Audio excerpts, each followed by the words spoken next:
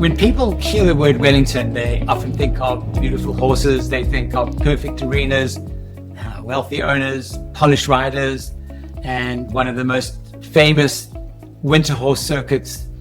But behind the glamour, there's another story, a story about stalls, bills, horse transport, trainers, hotels, feed, farriers, golf carts, restaurants, sponsors, and millions of dollars moving through one small Florida horse town every single winter.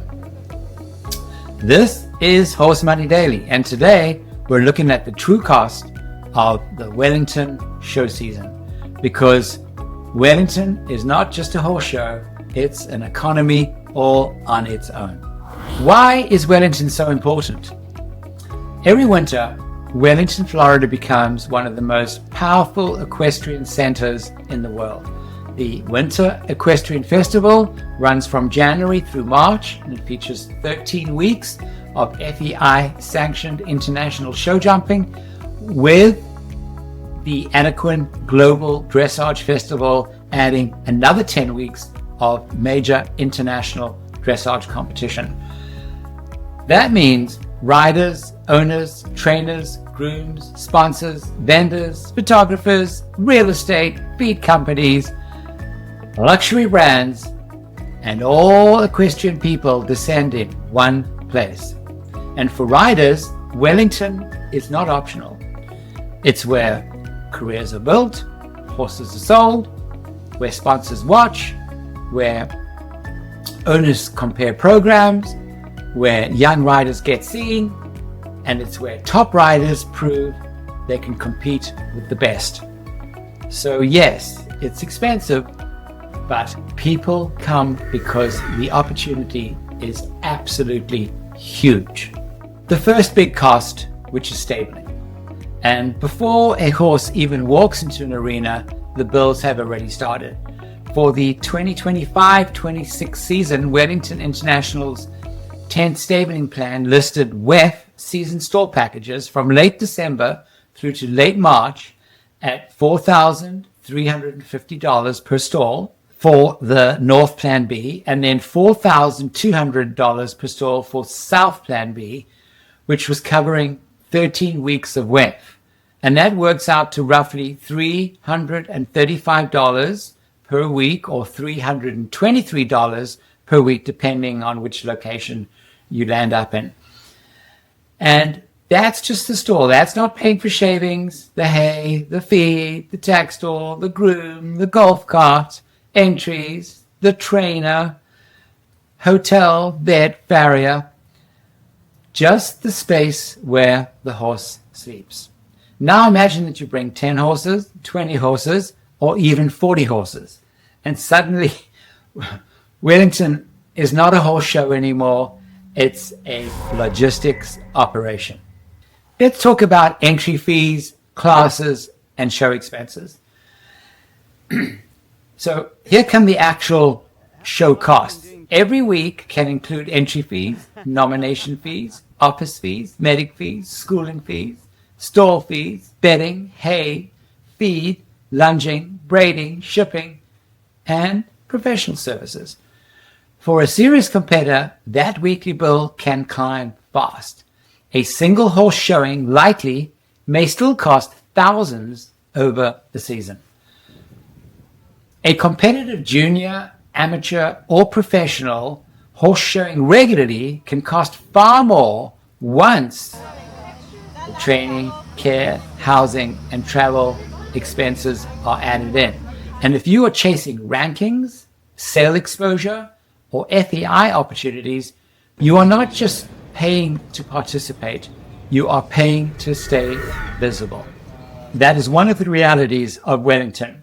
The ring is only part of the price, and the real cost is being part of the circuit. People cost money too. One of the most overlooked costs in Wellington is the human side. A barn does not just run itself. You have grooms, riders, trainers, braiders, body workers, vets, farriers, transport drivers. You need someone to organize the chaos. And in Wellington, everything is seasonal. so it's competitive and at a very, very high demand. Housing can become a major cost. Trucks and trailers need parking. Staff need accommodation. Owners need hotels or rentals. Trainers need to be on-site. Grooms often work brutal hours in keeping horses ready, clean, sound, fed, wrapped, and prepared. The polished horse walking into the ring may represent 5 or 6 people working behind the scenes. A competitive junior, amateur, or professional horse showing regularly can cost far more once training, care, housing, and travel are added in. And if you are chasing rankings, sale exposure, FEI opportunities, you are paying to participate. You are paying to stay visible. That is one of the realities of Wellington. The ring is only part of the price. The real cost is being part of the circuit. That polished horse walking into the ring may represent 5 or 6 people working behind the scenes. And that's what the public really doesn't always see. Let's talk about real estate, hotels, and the Wellington lifestyle. During the season, the town changes completely. Restaurants fill up, rentals go up, barns are booked, hotels get expensive, seasonal housing becomes a business all of its own. A recent Vanity Fair feature described Wellington as a global equestrian epicenter and reported a 536 million economic impact with more than 4,400 competitors from 55 different countries coming into the area. It also noted that the high season hotel pricing climbed completely and some local hotel costs reached extreme seasonal rates. And that's why Wellington matters beyond the horse world, because it affects real estate, restaurants, employment, luxury retail, transportation, tourism, land values, and the horse show creates an entire winter economy. The prize money is big, but so are the costs. Now, to be fair, Wellington offers serious opportunities. But in 2026, Wellington International announced that it had a record WEF prize money increase and the season reaching up to $16 million. And that included the Rolex $1 million US Equestrian Open CSI5 Grand Prix. And that sounds huge. And it is huge. But here is the part that people really miss. Prize money does not mean everything. A small percentage of riders win meaningful checks. Sure. Many competitors are heavily investing for experience, exposure, sales, owner satisfaction, rankings, and long-term career development. So Wellington is not just simply a place where people go to win money. It's a place where people spend money to create opportunity. And that's a very, very different business model.